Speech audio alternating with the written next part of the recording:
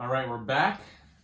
And what I'm gonna do is, because these aren't in the best shape, I'm gonna put them all in their own individual pot. So if one dies, it doesn't, start rotting and contaminating the rest of the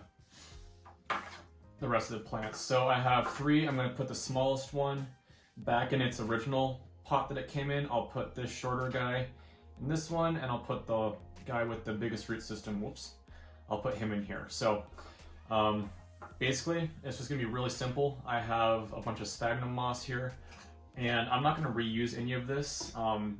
Typically what I do with any bark that I get that comes in from a nursery or whatever, I just dump it out.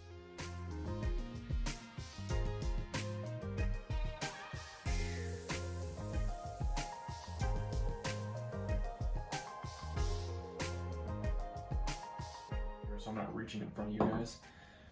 But yeah, obviously this is wild harvested sphagnum moss from New Zealand. They don't clean it or anything, it just comes as is. That's one reason why I like to use live green growing sphagnum moss, because they do clean it. Well, not the stuff I got previously in my Trichocentrum repotting video, but the stuff I used to get off of Amazon.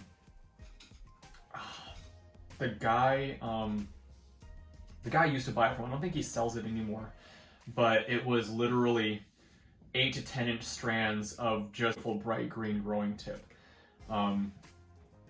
So there wasn't any bugs in it, there wasn't any debris in it. He literally went through piece by piece and cleaned everything. So, can I help you, ma'am? I have a skunk down here climbing up my leg. So, because they're so small, I'm not really going to need that much moss. So I'm just going to look for some of the smaller pieces. This is the premium grade stuff, so there is quite a bit of longer strands in here. But I'm just going to pick through and find the shorter strands.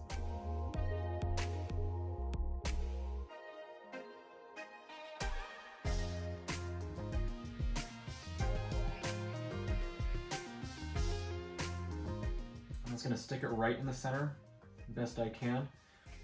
And this I am going to pack in a little bit. I know I told you in my last video I don't like to pack my moss, but in situations like this where the orchid is so small, I don't want the pot to dry out too terribly fast. So if I can get it a little bit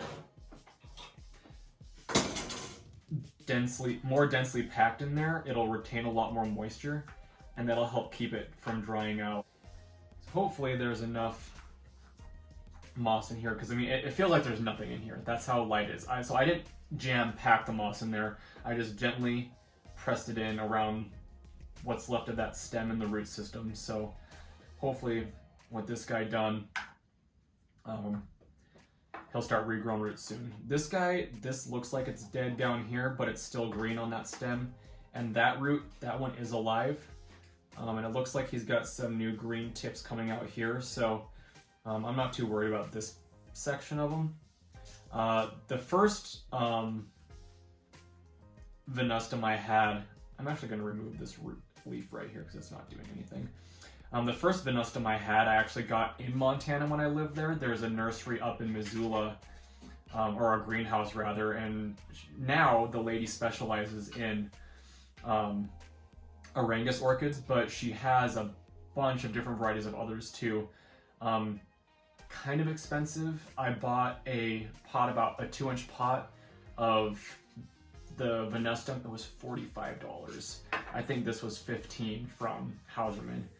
But anyways, the orchids I got from her, they were in much better condition than what these are. Obviously, it was a big cluster. It was like one big mother fan, probably twice as big as this, and it had about 8 smaller ones, probably this size, clumped up around the outside of it. It was a really healthy plant, but when I bought it, I had to transport it back down to where I lived, which was down in Ennis, so about 4 hours away. And for whatever reason, I don't know if I had a a draft in the back of my vehicle, or if it was just, it got too cold between the greenhouse and the car, and then the car back into my house. They just sat there, they didn't do anything, and they all eventually died. So it was kind of disappointing, but yes, hi. She wants to help me repot things, but I can't do it with just one hand. I have to use both of them. So we're gonna try and get a little hole in here like you would if you're planting seeds, because you want that moisture to stay around the base of that, because Paphiopedilums, they don't have aerial roots. If there isn't enough humidity or moisture around the base of the plant, it's not gonna grow roots. It's just gonna sit there. So I think these will be okay. I'm gonna get these watered, and what I'm gonna do is I have little dessert dishes that are plastic. I prefer those over, well, here's one right here. It's a kind of a dirty one, but I prefer these dessert dishes over those really expensive planter dish trays, just because you can buy a pack of 50 of these at Walmart or your local grocery store, dollar store, for literally $2, and you've got like 100 of them. Whereas you go to a local garden center or buy the drip trays online, they're really flimsy, they're thin, and they cost a fortune. So I just prefer to get those dessert trays. They hold plenty of water. If they overflow, that means you're overwatering your orchid, obviously. So I just water mine enough to have about half of that dish full of water, and depending on how I'm growing them, I grow most of my orchids in self-watering pots. So, like, this is my species Phalaenopsis schilleriana, setting up a flower spike with branches, and I don't know why it does this. Every time it sends up blooms, it sends up 2 flower spikes. The first time it bloomed, it actually had 2 big, long, arcing flower spikes, and they bloomed. Every spike developed after that has done this. I don't know if you can see that. I'm not in the video. Every one of them has done this. It's almost like it's trying to create a keiki on the top of the flower spikes, and I don't know how to keep it from doing that. I don't keep it hot in here. Right now it's 71 degrees and 50% humidity, so I know it's not the heat inducing it to produce keikis. None of my other Phalaenopsis are doing that. It's just that one and my Geohose Pink Girl, which is a daughter plant.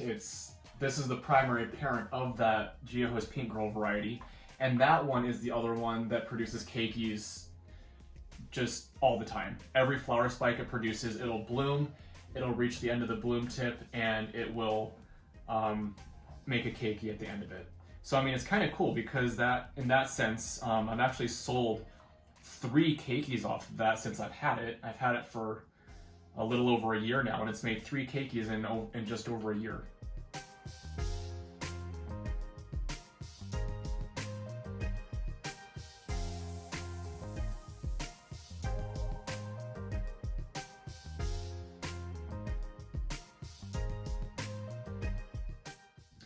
So that actually turned out really nice. I don't think this guy or this bigger one will have any issues regrowing. This one I'm not holding out any hope for because it didn't have any live roots on it. It just had the main green stem and possibly some little nodules where roots could come out, but